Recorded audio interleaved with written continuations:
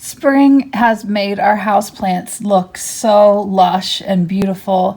I thought this would be a fun time to share some of the houseplants that I absolutely am loving, and maybe a few that I hate too. Join me.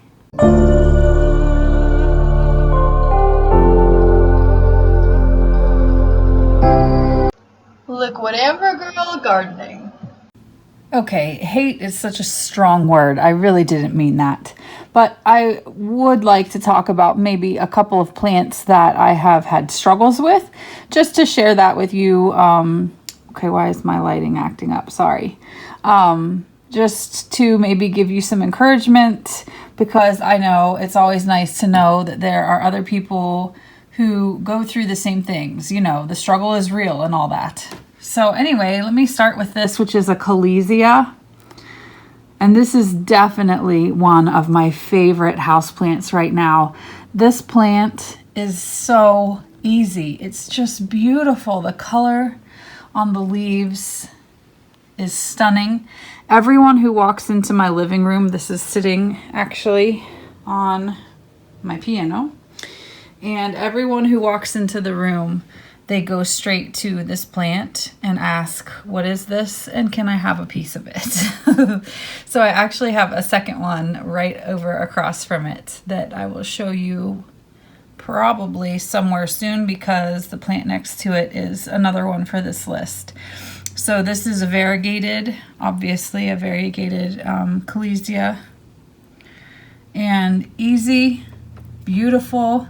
This is an east-facing window, and it's probably, what is that? Maybe 6 feet back from it, and happy as a lark. Also on my piano and right next to the Callisia, I have Calathea musaica. And I don't know if you have ever watched any of my videos before, you will know that this was on my wish list. It was a wish list houseplant for me. And my husband, who is so precious, takes anytime I want something like that, like a personal challenge, and he'll just look until he finds it, and found this one on NSC Tropicals. So I was really lucky to get it, and I'm gonna try and get the leaf patterns. I'm sure you've seen it. If you've been on Instagram like ever, then you know that these leaves are just absolutely some of the prettiest leaves maybe on the planet. They're just so beautiful. The light shines through. And as far as Calatheas go, this plant is so easy to care for. It's like I can't do anything wrong. It loves the humidity that I give it. I do have a humidifier right there. And, but it's not picky. It's not particularly thirsty any more than any of my other plants, and no brown leaf tips or anything like that. It's just a really happy-go-lucky plant. Just keeps putting out new leaves. They're this bright green. This one hasn't even unfurled all the way yet. They just keep going. It's just a lovely, lovely little house plant. I highly recommend this one if you're someone who likes Calatheas but doesn't want one that is really hard to care for. All right, here's another one. This is the Xerosicios dangai, and this plant is so good. Now, it was in my most recent video, which was all of the plants in one window, but even since I have filmed that, it has done more incredible growing. Like the spring, it just turned on, and it is just like full speed ahead. Let's go.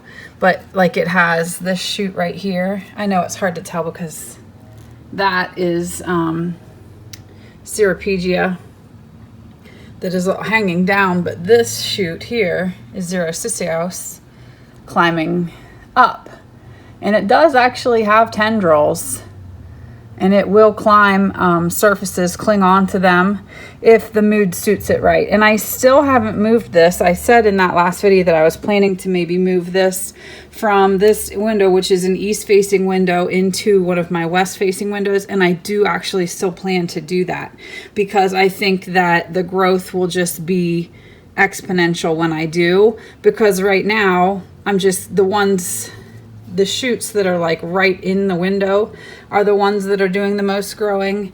And I think if I give this west light, that all of the shoots will just go bananas, and I will have to up pot it, which would be a wonderful, wonderful problem to have.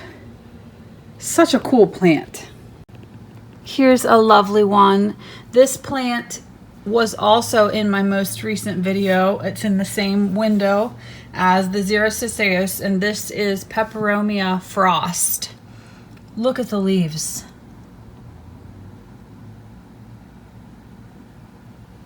I mean, I really don't even have to say anything else. It's the leaves do the talking.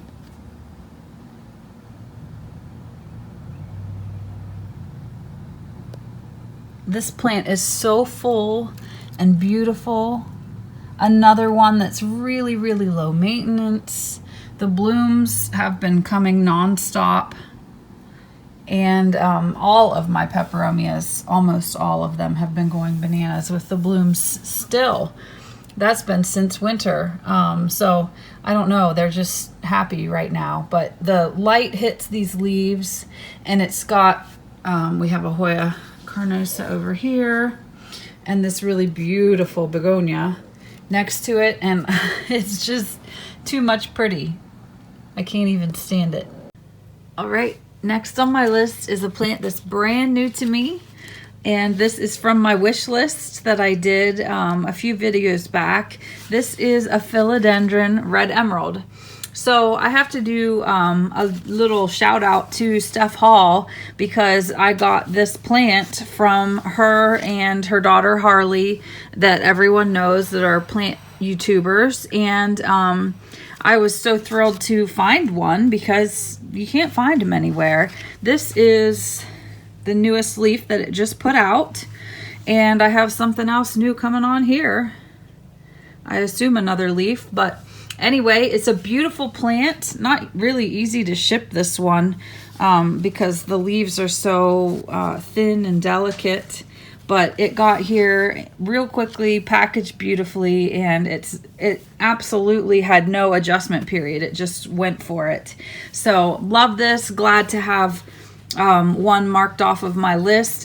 And also, Steph Hall is the one who gave me the idea for this video, because she did a video, plants that I love and plants that I hate, or maybe it was Hoyas that I love and Hoyas that I hate. But anyway, that was where I got the idea to do this. So I want to definitely give credit where it's due, and thank her for that idea too, because it is kind of fun to know like what everyone's loving. And it's funny to me sometimes to see somebody that has a real easy time with a plant that I absolutely struggle with, or the reverse. It's just, you know, it's so funny how those things work out sometimes. This is another new to me plant, Philodendron Florida Beauty. And isn't it beautiful? Look at the leaves. The size of them is incredible. And just that wonderful shape that's so different, at least compared to everything else that I have. And the stems I wanted to show you too. Look at these crazy fuzzy, not fuzzy, that's the wrong word, textured, crazy textured stems. This is a beautiful plant, and I got this one from Glass House Works, I think, in Ohio. So that's fun because it's close by to me. But I think that I'm not sure when this actually like lets go of this new leaf here, if it is going to give me these nice mature form leaves like this, or if it might go back to a more juvenile form of the leaf like this for a while until it ages a little bit. Because whatever they gave me a cutting of, if you look at this piece of stem here, it was from a very mature, very woody plant. So it's my guess is as good as anyone's, I suppose. I have no idea, but I'm thinking probably I won't be having these nice, beautiful, mature leaves for a while, but we'll see. And I can always update you if that's something that you're interested in knowing about. Okay, 2 plants left on my favorites list, and this is a Begonia Moonlit Snow. And this actually has black leaves, and they're humongous. This is my hand. And these are the leaves. They're just absolutely the most beautiful. The markings on the black leaf are like whitish silver. And then the undersides are this beautiful red. This plant is so beautiful. I just love it. So it's on the piano as well because I just want to stare at it all day long.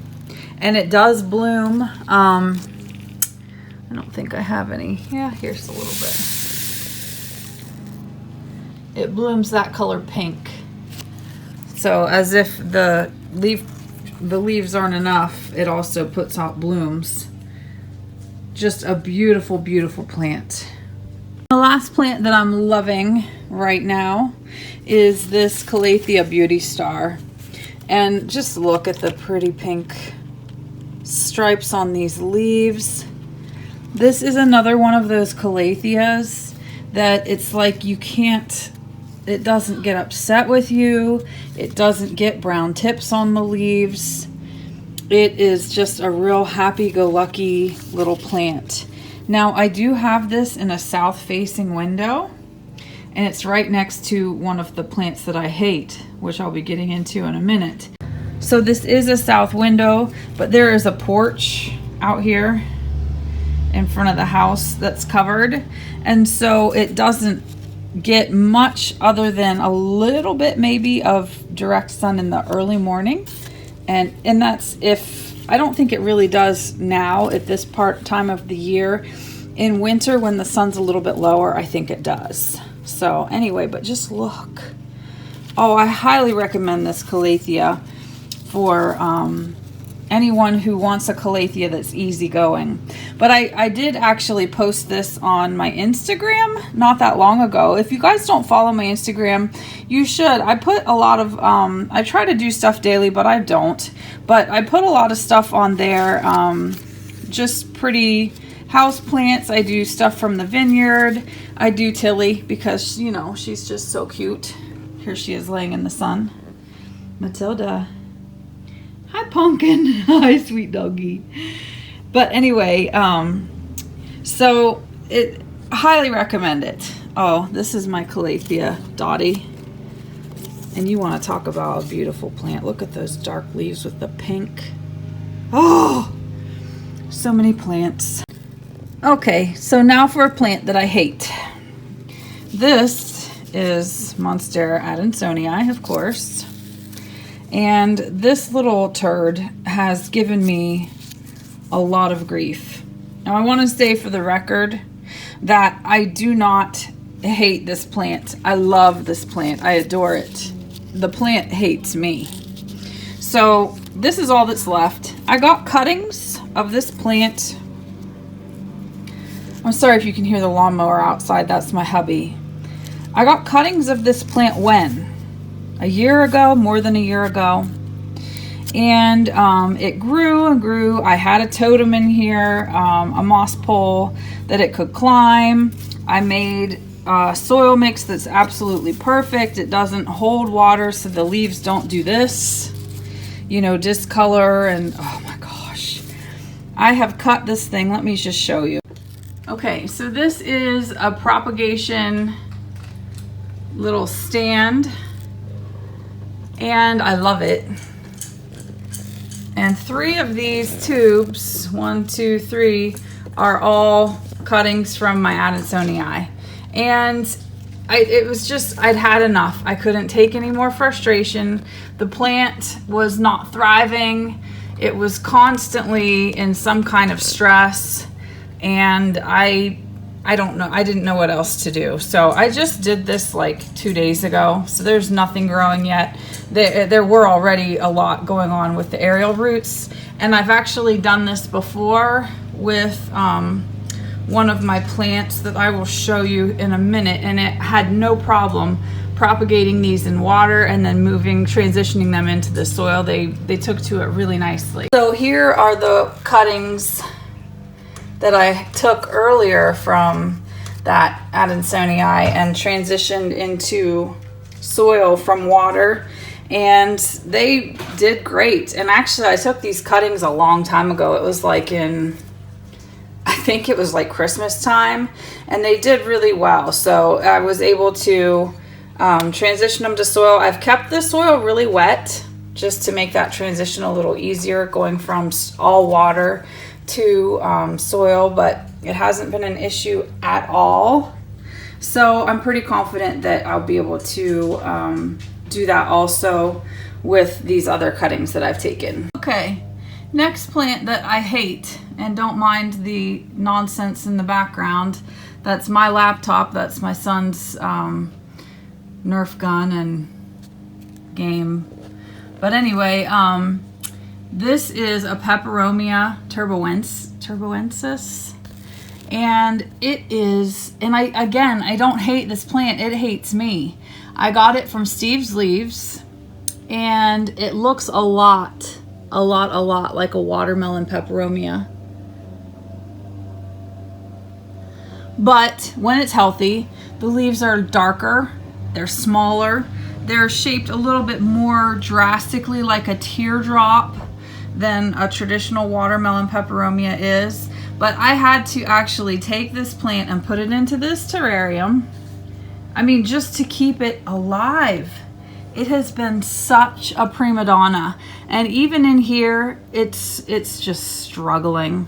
So I put it in here, and then I'm dealing with a little bit of rot here and there. I've had to treat this. I've used a copper spray. I've tried neem oil. Neem oil doesn't generally, I don't think, do too well when you're dealing with disease. But who knows what's going on. It could be bacterial. I don't know. But I've had this plant now close on to a year, and this is all the better it's doing. It's just, it needs like a vivarium, you know, like a completely enclosed, getting misted all the time, getting lots of light, and it can be such a beautiful plant. If I think of it, I will insert some pictures of what a healthy one of these looks like, and you'll know just how much this plant does not like me. All right, and the last plant that I hate, and again, that I don't hate, but that hates me, I can't even show you because I've already killed it. I mean, killed it dead. Now, I will show you this really quickly. Isn't it beautiful? This is Prince of Orange. And it's actually 3 small plants that I got for like $5 a piece or something. I just love this. Constantly putting out new growth. The new growth is always this beautiful, bright, orangey color. I just can't even stand how pretty this plant is. It is just a real workhorse. But anyway, so I'll insert some pictures of my Stromanthe. This one came from NSC Tropicals, and I do want to say that a lot of times when we buy plants and we get them in the mail, through no fault of the company, because I absolutely adore NSC Tropicals, I absolutely adore Steve's Leaves. I just want to say that before I go any further with this comment. But sometimes plants just don't make it through the mail very well, and I you know, you have to keep them moist. So a lot of times, like around the base of the plant, they'll have like moist newspaper or whatever. And well, plants don't like super moist roots all the time either. They don't want to dry out for sure, and especially a plant like a Stromanthe, they can't dry out. They won't make it. But I think that the plant that I got had, because it had shipped with wet, like really wet soil, and that newspaper added around the base of it, I think that it just got a little bit of root rot, or became infected with something, some other kind of a disease that comes on because of too much moisture around the base of the plant or around the roots. And again, I am absolutely not saying that it is the fault of anyone at NSC Tropicals, but I don't think that I could have killed a plant that quickly, because I had this plant for what? I had this plant for literally a week, and it had already lost all but like 2 of its leaves, and it was terrible to watch. It was just terrible. I kept treating it, spraying it, loving it. I didn't water because oh, Tilly. So let that be an encouragement to some of you. Like if you've gotten plants in the mail before and they just hurried up and died on you, it probably isn't your fault. I don't think that we should blame the people that are shipping the plants either, because they have to keep those plants' roots moist. They have to. But is it a struggle? Yes. Yes. We all have gone through it before, but take it as encouragement. You know, I have lots of houseplants that are very happy and healthy, but I've also killed my fair share as well.